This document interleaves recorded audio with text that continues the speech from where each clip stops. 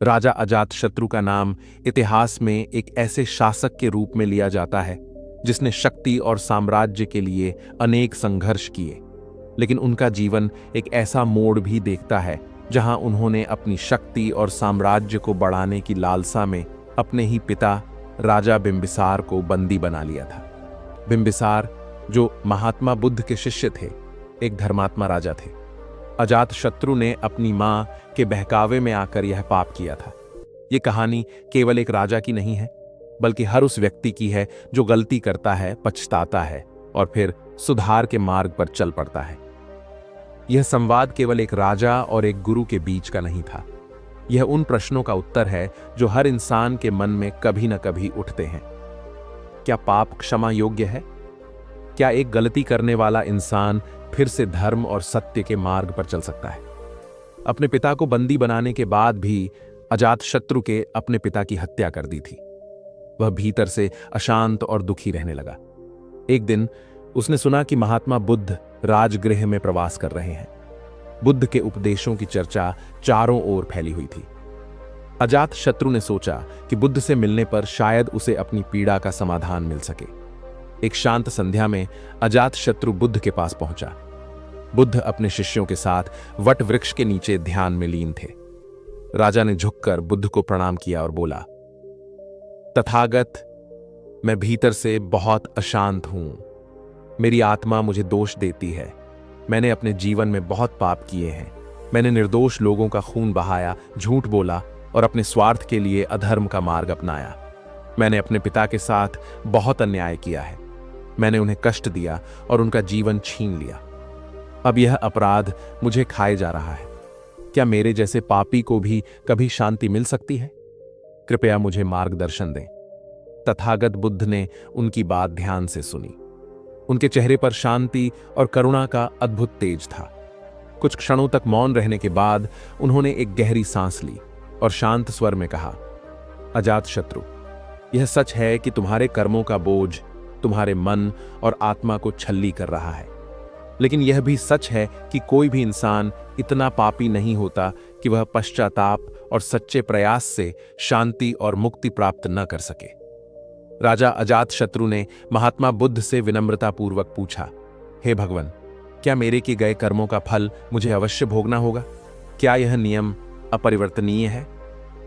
महात्मा बुद्ध ने शांतिपूर्ण स्वर में उत्तर दिया, राजन, कर्म और उसके फल का सिद्धांत अटल है। जो बीज तुम बोते हो वही फल तुम्हें प्राप्त होता है। यदि कोई व्यक्ति अशुभ कर्म करता है तो उसे उसका दुखद परिणाम अवश्य भोगना पड़ता है, और यदि कोई शुभ कर्म करता है तो उसका फल सुखद होता है। परंतु यह भी सत्य है कि समझ और परिश्रम से तुम अपने कर्मों को बदल सकते हो। राजा ने साहस जुटाकर पूछा, भगवान, मैंने अपने ही पिता की हत्या जैसा घोर पाप किया है। क्या मैं कभी क्षमा योग्य हो सकता हूं? गौतम बुद्ध ने शांत स्वर में उत्तर दिया, राजन, हर आत्मा में परिवर्तन की शक्ति होती है। कोई भी व्यक्ति इतना अधम नहीं होता कि वह सुधार न कर सके, परंतु पाप के बंधन से मुक्त होने के लिए आपको गहरी आत्मचिंतन और सही कर्मों का सहारा लेना होगा। बुद्ध का यह उत्तर सुनकर राजा अजातशत्रु की आंखों में पश्चाताप के आंसू आ गए। उन्होंने पूछा, परंतु भगवान, मैंने जो किया वह क्षमा न करने योग्य है। मेरा मन बार बार मुझे धिक्कारता है। मैं कैसे इस दुख और अपराध से मुक्त हो सकता हूं? बुद्ध बोले, राजन, पाप केवल अज्ञान का परिणाम है। जब ज्ञान का प्रकाश आता है तो अज्ञान का अंधकार खुद ब खुद ही दूर हो जाता है। तुमने जो किया वह अज्ञान और क्रोध के कारण हुआ। अब तुम्हारा मार्ग प्रायश्चित और सेवा का है। अपनी प्रजा की सेवा करें, उन्हें न्याय और दया का उपदेश दें। जब तुम दूसरों की भलाई में अपना जीवन समर्पित करोगे तो तुम्हारा हृदय धीरे धीरे पवित्र हो जाएगा। राजा ने नम्रतापूर्वक कहा, भगवान, आपके वचन मेरे लिए संजीवनी के समान है। मैं प्रतिज्ञा करता हूं कि अब से मेरा जीवन केवल सत्य, न्याय और सेवा को समर्पित होगा। राजा ने अपना अगला प्रश्न किया, मेरी आत्मा इतनी अशांत क्यों है? गौतम बुद्ध ने राजा अजातशत्रु के इस प्रश्न को गहराई से समझते हुए कहा, तुम्हारी आत्मा इसलिए अशांत है क्योंकि तुमने उसे अज्ञान, लोभ और अहंकार की जंजीरों में जकड़ रखा है। जैसे शांत जल में पत्थर फेंकने से लहरें उठती हैं, वैसे ही तुम्हारे बुरे कर्म और विचार तुम्हारे मन में हलचल पैदा कर रहे हैं। जब मन अज्ञान और विकारों से भर जाता है तो आत्मा अशांत हो जाती है। बुद्ध ने समझाया, अशांति का कारण बाहरी संसार में नहीं, बल्कि तुम्हारे भीतर है।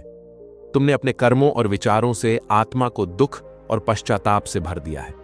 आत्मा की शांति के लिए जरूरी है कि तुम अपने भीतर झांको, अपने कर्मों को पहचानो और उन्हें सुधारने का प्रयास करो। ध्यान, सत्संग और सत्य का अनुसरण आत्मा को स्थिरता प्रदान कर सकते हैं। राजा अजातशत्रु ने गौतम बुद्ध से पूछा, भगवान, मैंने संसार की हर चीज पाली, सत्ता, धन, वैभव, पर मेरे मन में शांति नहीं है। मुझे सच्चा सुख और शांति कैसे मिलेगी? गौतम बुद्ध ने मुस्कुराते हुए कहा, राजन, सुख और शांति बाहर की चीजें नहीं हैं, ये तुम्हारे भीतर ही मौजूद हैं। लेकिन इन्हें पाने के लिए तुम्हें 3 बातों को समझना होगा। बुद्ध ने समझाया, पहला, लोभ का त्याग। जो मनुष्य हर समय पाने की इच्छा में डूबा रहता है, उसका मन अशांत रहता है।